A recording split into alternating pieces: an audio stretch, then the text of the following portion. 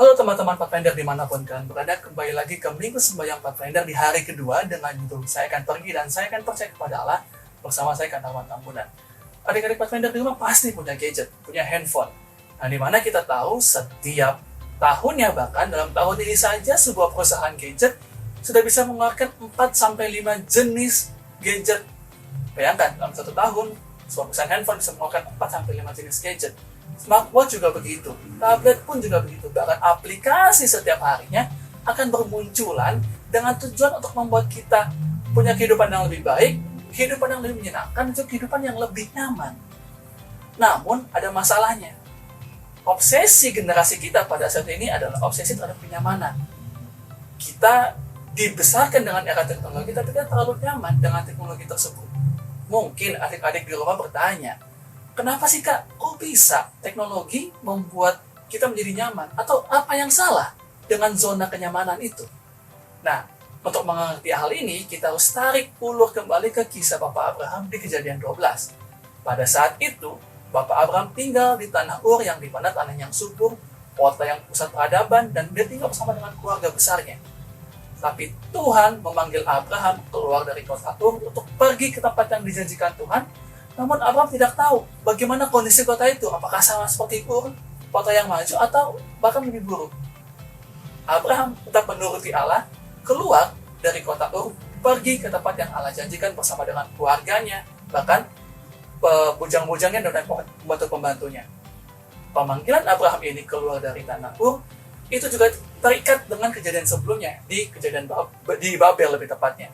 Di mana di kejadian 11 diceritakan bahwa Babel pada saat itu manusia-manusia keturunan Nuh berkumpul di satu tempat dan mendirikan menara Babel, yang dimana kita tahu menara tersebut Tuhan kacaukan bahasa sehingga menara tersebut tidak jadi penuh. Nah, dari sini kita belajar bahwa manusia-manusia pada saat itu ingin mempunyai zona nyaman, yang dimana sebenarnya zona nyaman itu cukup berbahaya. Kenapa? Karena zona nyaman itu membangun rasa kepuasan yang semu, hanya sementara. Zona nyaman juga membutakan kita dari panggilan Allah kepada kita. Dan zona nyaman juga membuat kita mager sehingga iman kita menjadi tumpul kepada Allah. Ketika Tuhan memanggil Abraham keluar, bukan berarti Tuhan mau Abraham leha-leha di tanah Ur, tidak. Tapi Tuhan panggil keluar, Tuhan juga berikan janji di sana. Karena Tuhan mau ketika Abraham dipanggil keluar, Abraham belajar bagaimana bersandar kepada Allah. Abraham belajar bagaimana Abraham harus mengenal Allah lebih baik. Abraham juga harus belajar bagaimana Abraham menggantungkan hidupnya kepada Allah. Dan janji Tuhan kepada Abraham ketika dia keluar dari tanah itu adalah Abraham diberkati dan bahkan menjadi berkat bagi orang-orang di sekelilingnya. Jika Allah yang sama telah memanggil Abraham keluar untuk belajar dan menjadi berkat bagi orang-orang di sekitarnya, maka Allah yang sama pada hari ini memanggil teman-teman Pathfinder untuk keluar dari zona nyamannya, untuk keluar dari apa yang membuat nyaman, memanggil kita untuk kita menjadi berkat bagi orang lain, belajar bersandar kepada Allah, belajar hidup bergantung kepada Allah. Maka Allah sebagaimana telah berjanji kepada Abraham dan juga berjanji kepada kita untuk menjadi berkat bagi orang-orang di sekitar kita, untuk menjadi berkat bagi orang tua kita, menjadi berkat untuk teman-teman kita.